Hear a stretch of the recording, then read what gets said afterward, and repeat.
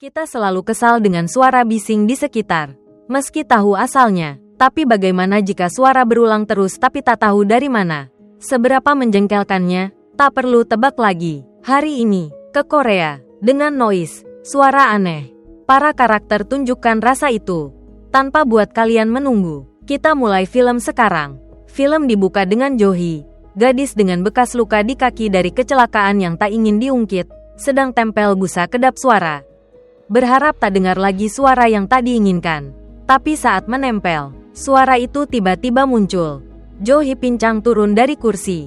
Ambil kamera di meja. Ia cepat ke sumber suara. Dekatkan mikrofon. Tapi tak ada apa-apa setelahnya. Suara itu seperti berpindah di langit-langit. Dan Johi berhenti di pintu kaca ke balkon. Fokus ke kamera. Berharap tangkap sesuatu. Tiba-tiba dering ponsel ganggu pikirannya. Angkat telepon. Tak ada suara di ujung sana. Adegan film perlahan tunjukkan bayangan Johi di kaca pintu. Tiba-tiba, suara TV jadi kacau. Tak bisa apa-apa. Johi gantung telepon. Berniat matikan TV. Baru TV dimatikan. Listrik rumah ikut padam. Buat gadis itu panik. Berpikir sesuatu. Akhirnya Johi ambil kamera dan berjalan ke pintu masuk. Film beralih ke Joyang, kakak Johi, yang alami trauma telinga dari kecelakaan keluarga. Sejak itu, telinga Joyang tak dengar suara dan pakai alat bantu dengar. Hari ini, seperti biasa, Joyang bekerja di pabrik saat kepala shift panggil. Minta dengar teleponnya, karena tuli, ia tak perlu pakai pelindung telinga. Ia terima info lewat gerak bibir manajer, lalu tinggalkan posisi, pasang alat bantu dengar untuk terima panggilan. Di ujung telepon, polisi tanya soal Johi.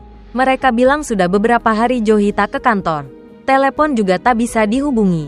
Tak ada cara lain. Perusahaan lapor polisi. Dan polisi kini hubungi Joyang. Dengar kabar, Joyang bilang ia tak pulang beberapa hari. Tinggal di asrama perusahaan. Tapi akan pulang cek adiknya. Joyang pulang segera. Di depan rumah, apartemen tua menanti renovasi. Ia lihat kertas keluhan soal kebisingan di pintu. Lihat sekitar. Tak ada orang. Joyang lepas kertas dan masuk rumah. Di depannya, rumah berantakan, sama seperti saat Johi bawa kamera keluar. Cek kamar tidur, tak ada siapa-siapa. Coba telepon adiknya, tapi hanya suara dingin dari operator terdengar di telinga Joyang. Ia ingat, saat masih tinggal di rumah ini sebelum pindah ke asrama perusahaan. Johi selalu kesal soal suara di sekitar kamar. Meski Joyang tak dengar apa-apa. Gara-gara itu, kakak adik bertengkar. Hubungan makin memburuk. Tak tahu cara cari Johi. Joyang pergi ke tempat kerja adiknya untuk cari informasi. Rekan kerja bilang, sebelum Johi hilang, saat masih kontak, Johi selalu tanya apakah mereka dengar suara aneh dari kamarnya saat telepon. Tanpa petunjuk lain, Joyang tinggalkan nomor telepon dan pulang. Di rumah, di kamar adiknya, ia temukan ponsel Johi yang mati. Di tengah ruangan ada tumpukan barang berantakan. Curiga, Joyang dekati dan bongkar tumpukan itu. Ia kaget. Di bawah tumpukan pakaian, di lantai, ada noda hitam mengerikan. Tak terbayangkan bentuknya. Belum reda takut, ketakutan lain datang. Bel pintu tiba-tiba berbunyi. Joyang tinggalkan apa yang dilihat dan ke pintu. Angkat telepon terhubung ke bel. Suara pria terdengar, tapi kamera tak tunjukkan siapapun. Pria itu minta buka pintu. Meski bingung siapa di luar, Joyang buka kunci, lepas pengaman, dan pelan buka pintu. Lewat celah pintu, ia lihat seseorang di luar. Tanpa sempat tanya, pria itu ancam, suruh jangan bikin suara kalau tak mau mulutnya disobek. Lalu diam-diam pergi, tinggalkan Joyang dalam kebingungan di rumah. Bahkan ponsel adiknya tak bisa ia buka. Pagi berikutnya, Joyang putuskan temui penjaga apartemen untuk tanya situasi sebelum adiknya hilang. Saat itu, penjaga tak sengaja ungkap soal kejadian di kamar 604 tempat tinggalnya. Tapi saat mau gali lebih dalam, tiba-tiba seorang wanita dari gedung yang sama buka pintu ruang penjaga. Minta penjaga antar ke ruang bawah tanah apartemen, untuk selidiki hilangnya adiknya dan tahu lebih banyak soal gedung. Joyang ikut mereka ke pintu ruang bawah. Saat pintu dibuka, bau busuk menyengat keluar, barang bekas dan sampah berserakan. Kotor tak terucapkan, kata penjaga, ruang bawah ini penuh barang bertahun-tahun. Tak diperhatikan. Jadi seperti yang mereka lihat. Saat mau bicara lagi, di tangga, ketua apartemen muncul. Ia dulu ditanya soal tumpukan sampah di bawah. Tapi karena ingin apartemen direnovasi, ia tolak keluar biaya bersihkan sampah. Ia salahkan penyewa seperti mereka yang buang sampah. Bikin polusi separah ini. Ak mau lanjut bertengkar dengan ketua apartemen yang keras kepala. Gadis itu memilih pergi. Penjaga cepat tutup ruang bawah. Saat itu, Jo yang ingin bicara, tapi tak bisa karena penjaga dipanggil pergi. Demi cari adiknya, ia putuskan minta cuti dan pulang. Keputusan ini tak luput dari omelan atasan. Tanpa jawab, ia matikan alat bantu dengar. Nyalakan fitur deteksi suara untuk baca kata-kata kasar itu. Tak tahu cuti disetujui atau tidak. Malam itu Jo yang tarik koper pulang. Seperti hari pertama, di pintu ia lihat kertas ancaman. Lebih menakutkan dari sebelumnya. Tak tahu apa lagi, ia sobek kertas itu dan masuk rumah. Saat tutup pintu, di lorong, seorang wanita berdiri menatap ke arahnya. Buka lemari lama tak disentuh. Ia temukan hadiah ulang tahun dari adiknya. Alat bantu dengar dan rekaman yang sengaja dibuat Johi. Plus makanan berjamur. Berkat itu, Jo yang buka ponsel adiknya pakai tanggal ulang tahunnya. Pertama, ia cek riwayat panggilan untuk kontak. Lalu periksa rekaman di ponsel adiknya. Saat dengar rekaman, ia sadari suara bising yang adiknya alami setiap hari. Suara tak jelas, lengket, bercampur langkah kaki. Tiba-tiba, Jo yang dengar suara adiknya. Untuk tenang, ia putuskan mandi agar pikiran rileks. Tapi usai mandi, bel pintu berbunyi. Kamera gerbang seolah ditutup sesuatu. Angkat telepon terhubung bel. Coba tanya siapa di luar. Tiba-tiba Jo yang dengar suara adiknya. Bukan dari telepon, melainkan dari luar. Awalnya, ia kira Johi. Buru-buru ke pintu mau buka. Tapi saat suara di luar berulang seperti mesin, Jo yang hentikan tangan. Ia sadar sesuatu. Perlahan mundur. Ia tanya ke atasan di pintu. Tapi tak ada jawaban dari luar. Ruangan hening menyelimuti. Jo yang dekatkan mata ke lubang intip pintu. Coba lihat. Tiba-tiba orang di luar juga dekatkan mata ke lubang itu dan kedip. Jo yang terhuyung mundur. Sadar itu bukan adiknya. Lalu suara aneh mulai terdengar. Frekuensi melebihi batas alat bantu dengar. Bikin telinganya sakit tak tertahankan. Hingga Jo yang tersadar di dunia nyata. Semua tadi cuma mimpi. Setelah tenang, pasang kembali alat bantu dengar. Ia dengar suara pertengkaran dari luar pintu. Buka pintu. Di luar ada rekan kerja Johi yang ia temui di kantor hari itu. Pria itu bertengkar dengan tetangga karena lama ketuk pintu. Ganggu apartemen sekitar. Jo yang keluar, redakan kekacauan. Lalu bawa pria itu masuk rumah di bawah keterkejutan cowok itu. Saat itu, Jo yang tahu pria ini pacar adiknya. Sebelum Johi hilang, ia tak jawab telepon pria itu. Bikin ia kira Johi mau putus. Tiba-tiba, suara telepon terdengar. Ganggu obrolan mereka. Bukan telepon Jo yang, juga bukan punya pria itu. Melainkan telepon Johi. Panggilan dari makelar rumah yang mereka tempati. Saat bertemu, Jo yang tahu cerita yang penjaga coba katakan. Tentang seorang gadis di kamar 604. Tempat mereka tinggal. Juga dengar suara aneh. Tak bisa hentikan suara itu. Gadis itu gantung diri. Saat ditemukan, mayatnya sudah membusuk. Pulang ke rumah, kertas ancaman masih menanti di pintu. Tak ada cara lain cari adiknya. Jo yang putuskan cetak selebaran untuk bantu pencarian. Malam itu, ia telepon polisi yang selidiki kasus adiknya. Ia laporkan pria di rumah bawah sangat mencurigakan soal hilangnya Johi. Ia juga terus tempel kertas peringatan di pintunya. Tapi bagi polisi, butuh bukti kuat untuk selidiki. Dan di kamera pengawas saat Johi hilang, mereka tak lihat adiknya keluar gedung atau di kamera manapun. Baru selesai telepon polisi, pria dari rumah bawah tekan bel lagi. Kali ini, pacar adiknya cepat buka pintu. Pria itu sepertinya tak terima.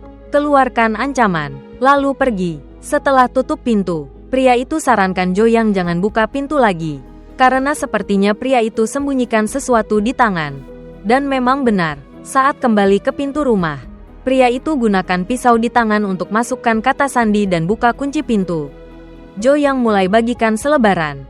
Ia jumpai anak kecil menatap pintu rusak ruang bawah tanah di gedung. Saat ditanya, anak itu diam, lalu pergi. Penasaran, Jo yang dekati dan bertemu wanita dari kamar 806. Wanita itu ramah ingatkan selebaran bisa ganggu renovasi gedung. Saat bicara, Jo yang terus dengar suara derit ayunan di dekatnya. seolah seseorang sedang mengayun. Terlalu rindu adiknya, Jo Yang seperti berhalusinasi. Ia dengar suara Jo Hee dari pipa air saat cuci muka, dan lihat adiknya pulang. Mereka bicara sebentar sebelum Jo Hee masuk kamar. Tapi saat Jo Yang buka pintu kamar, tak ada siapa-siapa. Keluar lagi, ia lihat Jo Hee gantung diri di ruang tamu. Itu buatnya panik, dan karena baterai alat bantu dengar habis, ia tersadar ke dunia nyata. Setelah isi baterai, ke dapur cari makanan, ponselnya tiba-tiba aktifkan aplikasi deteksi suara. Di layar, kata-kata tak jelas dan mengerikan tersusun, buat Jo Yang takut meski tak dengar. Lihat ke pintu balkon, ia lihat bayangan berdiri di luar. Tangan dengan kuku panjang coba buka pintu. Gambar itu hilang saat suara masukkan kata sandi pintu gagal terdengar dari belakang. Pria gila itu kembali ancam dengan pisau. Bahaya di depan dan belakang. Jo Yang putuskan selesaikan di balkon dulu. Lalu masuk, ia pegang pisau, ke balkon. Tapi tak ada siapa-siapa. Pria gila di lantai bawah juga baru pergi. Tapi saat ia ke lantainya, suara dari atas buat senyumnya liar. Ia lari ke atas dengan pisau. Seperti sebelumnya, tak ada apa-apa. Tapi di tangga darurat, sesuatu melayang di langit-langit menatapnya. Lalu muncul di sisinya. Tak jelas apa itu, tapi mengerikan. Buat pria gila panik lari ke pintu darurat. Makhluk itu seolah ingin nyawanya. Muncul lagi di bahunya. Buatnya tak tahan ketakutan. Lari ke ujung apartemen. Kehilangan keseimbangan. Jatuh lewat kaca jendela ke bawah. Kembali ke Jo Yang. Ia duduk diam hingga dengar sirene polisi. Baru ia tinggalkan rumah. Turun ke bawah, lihat pria yang semalam ancamnya kini tewas. Curiga ia culik Jo Hee. Ia minta polisi geledah rumah pria itu, tapi tak temukan apa-apa. Saat itu, ketua apartemen anggap Jo Yang gila. Untuk selidiki lebih lanjut, Jo Yang cari wanita di kamar 804 untuk tanya hal yang tampaknya ia tahu. Wanita itu bilang ia tinggal di sini dengan putrinya. Saat mau bicara soal ketua, wanita itu cepat hentikan. Ia bilang hati-hati. Di sini orang bisa dengar pembicaraan. Undang Jo Yang ke meja. Bisik cerita. Ia tunjukkan foto wanita di kamar 704. Tepat di atas Jo Yang. Wanita itu selalu keluh soal suara tak jelas asalnya. Ia kira dari kamar 804. Suatu kali, tak tahan suara itu. Ia tak sengaja bikin gaduh di kamar 604 bawahnya. Rumah Jo Yang. Pria itu datang dengan senjata ke pintu. Tekan bel. Dan saat wanita ini buka, pria itu serang hingga tewas. Usai kejahatan, pria itu tak ditangkap, malah hilang tanpa jejak. Wanita di 804 yakin ia masih di sini, berkeliaran di apartemen. Kini, kamar 704 kosong tak berpenghuni. Malam itu, usai hubungi pacar adiknya, Jo Yang pulang. Kali ini, bukan kertas tulisan tangan yang sambut, melainkan tulisan darah. Besoknya, saat bagikan selebaran cari adiknya, Jo Yang lihat ketua apartemen berkoar soal kebenarannya. Tak tahan, Jo Yang menerjang, cabut kabel speaker, dan cekcok dengan wanita itu. Butuh beberapa orang, termasuk pacar Jo Hee, untuk tenangkan Jo Yang. Ketua, usai lepas alat bantu dengar Jo Yang, tak lagi garang, mendadak diam. Pacar Jo Hee tunjukkan hasil investigasi pembunuhan di kamar 704. Saat itu, polisi periksa tapi tak temukan pria itu. Keduanya curiga ia masih sembunyi di apartemen. Tempatnya hanya bisa di ruang bawah. Sore itu, mereka menyusup ke ruang bawah. Bersama masuk, pria itu pegang kamera, harap rekam sesuatu. Di ruang bawah, ada pintu lain. Mereka putuskan berpisah untuk cari sebelum gelap. Jo Yang masuk ruangan, temukan buku gambar adiknya, berisi lukisan keluarga dari bahagia hingga kecelakaan. Semua bagai film lambat di kepalanya. Saat tenang, buku itu kosong, tak ada apa-apa. Pria itu masuk ruangan lain. Temukan pria yang dicari, tapi kini hanya mayat kering. Seketika, sesuatu seperti merasuki tubuhnya, kuasai dia, dan serang Jo Yang saat ia kehilangan kendali oleh suara di telinganya. Ia coba kabur, panjat keluar ruang bawah lewat jendela kaca kecil. Di saat kritis, seorang wanita selamatkan dia. Ketua apartemen, anak laki-laki yang muncul di film adalah putranya. Menderita tuli bawaan. Jo Yang tanya soal anak perempuan wanita di kamar 804. Ternyata anak itu sudah lama meninggal. Saat berpikir, alat bantu dengar dilepas dari telinganya. Anak itu yang melakukannya. Lewat bahasa isyarat, Ia bilang telinga Jo yang rusak karena suara itu. Lebih baik tak dengar lagi dan jangan kembali ke ruang bawah. Obrolan terhenti oleh telepon polisi. Ungkap fakta lain. Pacar Jo-hee tewas di ruang bawah. Saat bicara dengan polisi, mereka larang ia kembali ke ruang bawah. Ancam kalau ia nekat, ia jadi tersangka kasus ini. Tapi bagaimana bisa abaikan? Akhirnya Jo yang kembali ke ruang bawah. Ia ke pintu besi yang dilihatnya. Temukan kamera adiknya. Dan tahu semua ulah wanita di kamar 804. Wanita itu tak terima anaknya meninggal. Salahkan wanita di 704 karena mengeluh anaknya berisik.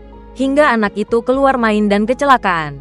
Wanita 804 pula yang bunuh wanita di 704. Usai lihat rekaman, Jo yang temukan Jo-hee di ruang sebelah.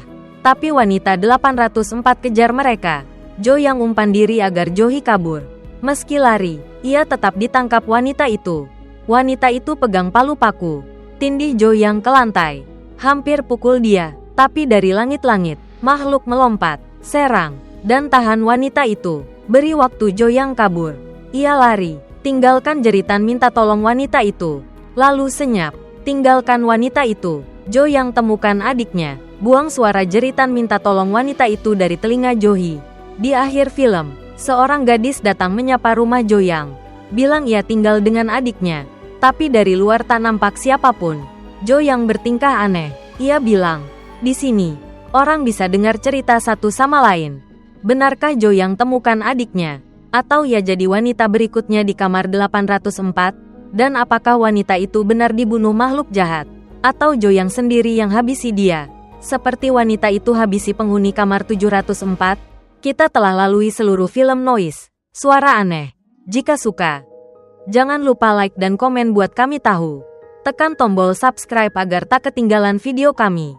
Sampai jumpa.